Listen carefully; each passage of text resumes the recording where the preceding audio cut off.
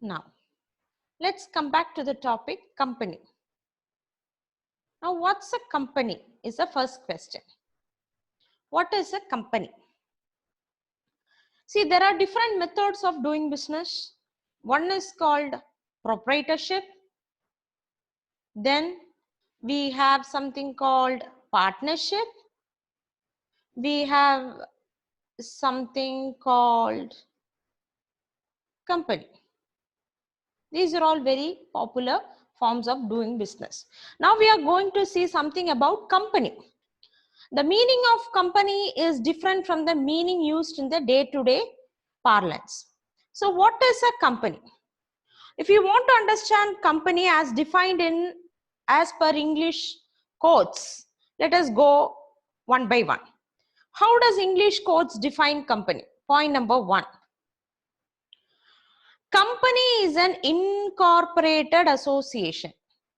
What does it mean? Company is an association, meaning there are more than two people coming together to form a company. So we call it as an association. And not only that, it is incorporated. It is registered under the act. And we don't call it as registered, we call it as incorporated. So company is an association which is incorporated. Second, company is an artificial person. Company is an artificial person. It is created by law. Created by law. Let's see the points one by one. What is the meaning of artificial person? A person who has no life. Human beings have life, therefore they are called natural persons, whereas company has no life, it is called artificial person. Now, how does a company is created? Company is created by law. It is created by a law, not by any other means. Company is created by law. Next point, company has separate entity. Meaning what? We call it as a company. There are people who form the company. The people who form the company are different from the company. Meaning, company is different from the people who constitute it. For example, proprietorship. The person who runs and the business are one of the same. In partnership, the person who runs a business and the partnership are one of the same. But in company, there is separate entity. What does it mean? The people who run the company and the company are different entities. Therefore, we say company is a separate entity. Next point, company has perpetual succession. What does it mean? Let us say there are two people who formed a company. Both died. Will the company come to an end? No. Company will go on forever. Members may come, members may go, but company will go on forever. This is a typical definition as given by British courts. Now, let us come back to our Companies Act 2013.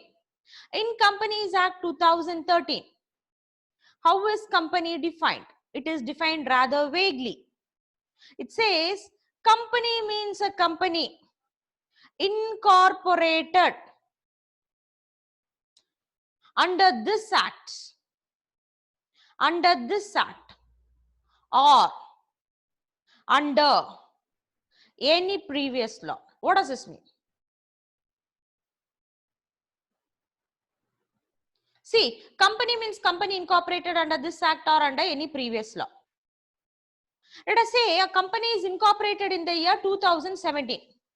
Under what act is it incorporated? It is incorporated under Companies Act 2013. Come to the year 2021. Which act does the company follow? The company will follow Companies Act 2013. Now, come to another example. Let us say a company is incorporated in the year 1995 in India. Which act does it follow? Which act was it incorporated? The company was incorporated under the previous law. That is Companies Act 1956. Why? Companies Act 2013 came later on. Therefore, in the year 1995, if a company was incorporated in India, it is incorporated under Companies Act 1956. Now come to year 2021.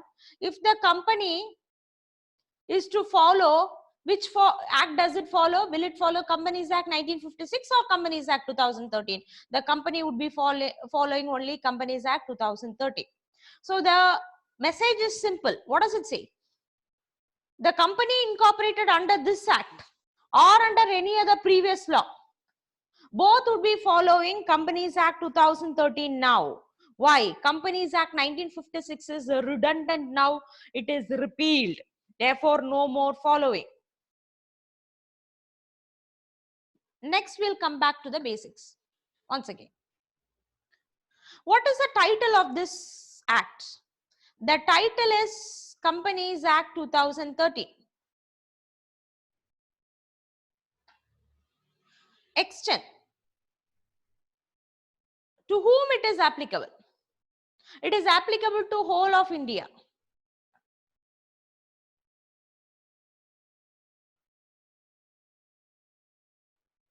Next point. Commencement. When did it start coming into force? At different dates. For example, there was one section 1 which came into force at once, and the remaining provisions came into force by the year 2014 in a full-fledged manner. So even though it is Companies Act 2013, most of the important concepts were implemented in the year 2014. Next, application. What is the meaning of application? Companies Act, to whom is it applicable? We know it is applicable to all companies in India. Yes. It is also applicable to insurance companies. Strange. But there is a catch. See, insurance companies have a primary act. What is the primary act which is governing insurance company? It is called Insurance Act and the IRDA Act. These two are the primary acts. Now let us assume that there is a particular aspect which is not covered by Insurance Act. There is a particular aspect which is not covered by IRDA Act. Then such an aspect is, if it is covered in Companies Act, then Companies Act would be applicable. So what does it say? For most of the activities, the insurance company would look up to Insurance Act and IRDA Act.